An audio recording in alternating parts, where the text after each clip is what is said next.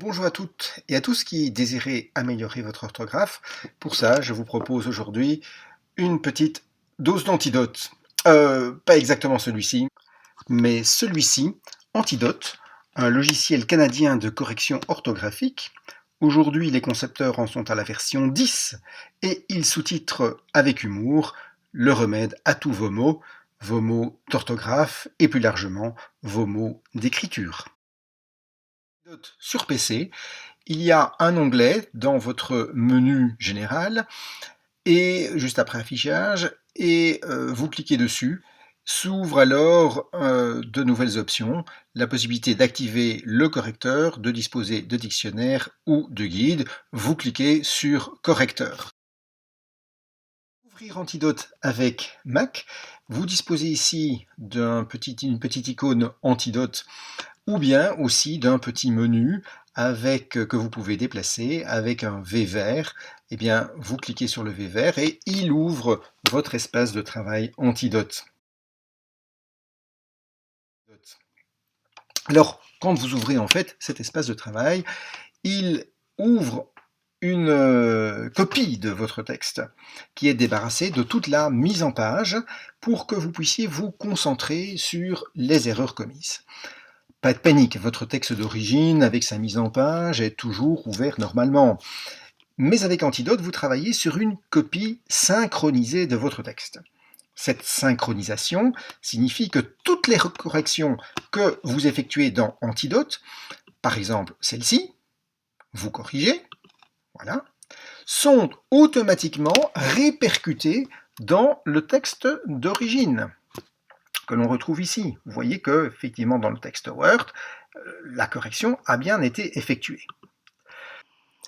Sur le panneau du milieu, vous trouvez l'analyse grammaticale de votre texte qu'Antidote a réalisé en un temps record. Dans le volet gauche, vous avez les choix possibles, dont le choix de correction langue, qui est la correction orthographique principale de votre texte, et qui trouve son pendant dans le volet de droite, où vous avez sous forme de liste toutes les erreurs que vous avez effectuées. Erreurs qui sont bien sûr indiquées dans le panneau du milieu de manière soulignée. Vous avez dans la partie gauche aussi d'autres choix possibles, la typographie, c'est-à-dire les erreurs typographiques, les petits éléments où il manque un espace, des choses comme ça, voilà, et qui sont indiqués ici aussi dans la partie droite. Vous avez la possibilité aussi d'avoir un regard sur le style de votre texte, avec par exemple la répétition de certains mots, répétition qui n'est dans ce cas-ci pas du tout fautive, mais vous pourriez choisir évidemment des synonymes, certains mots, des choses comme ça.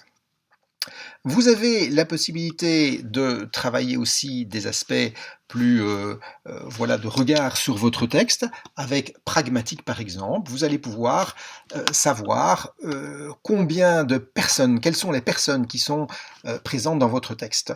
Elles sont ici soulignées en jaune, mais elles apparaissent aussi donc dans la liste à droite.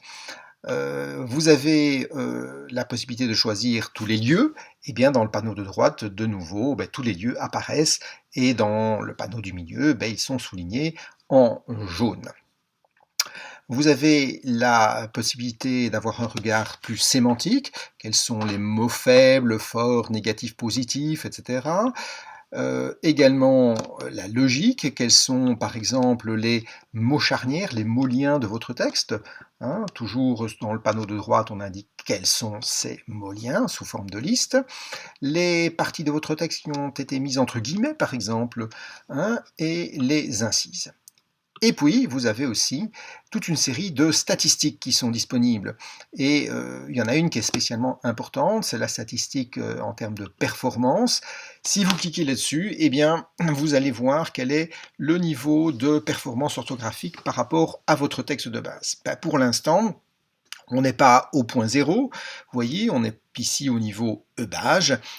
C'est un terme voilà, du vocabulaire druide, puisqu'on est dans dans un logiciel qui s'appelle Antidote, donc on joue un petit peu évidemment sur ces termes-là.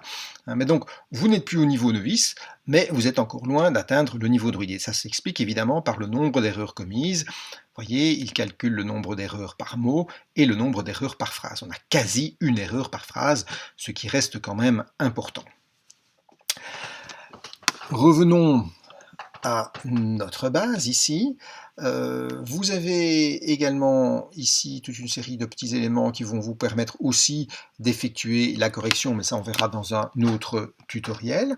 Et puis ici, là, sur la droite, la possibilité avec cette icône d'accéder au menu des réglages d'Antidote, mais on verra ça aussi dans un autre tutoriel. La possibilité de avoir une analyse complète de chacune des phrases. Et puis, bien pratique, la possibilité d'agrandir le texte, la taille des caractères, ou de réduire cela. Et puis, vous avez un accès à un espace dictionnaire et un espace grammaire. Donc, cliquons par exemple sur le mot, double-cliquons sur le mot bâtiment et accédons directement au dictionnaire sur ce mot. Vous avez donc ici la définition du mot bâtiment. Voilà, avec différentes locutions, les proverbes où ce mot est utilisé. Vous avez les synonymes de ce mot. Vous avez les antonymes, dans ce cas-ci, il n'y en a aucun. Les co-occurrences, ce sont tous les mots qui vont avec le mot bâtiment.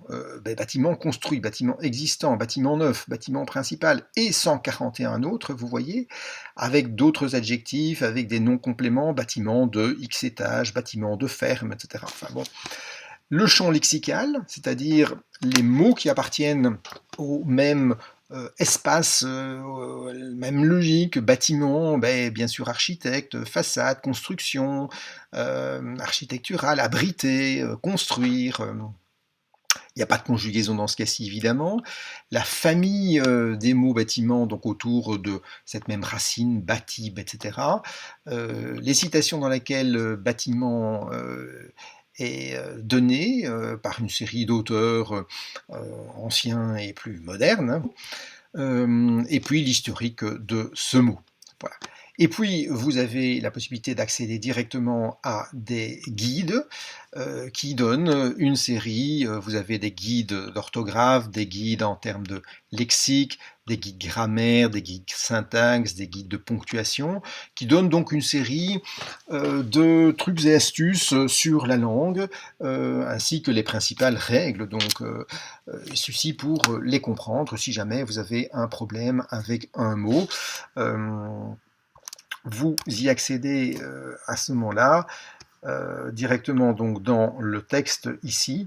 Si vous cliquez sur un mot qui apparaît ici, on vous propose de passer au pluriel et vous vous demandez mais pourquoi le pluriel, etc.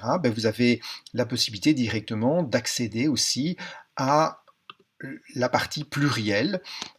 Pronom relatif qui, accord du verbe qui, etc.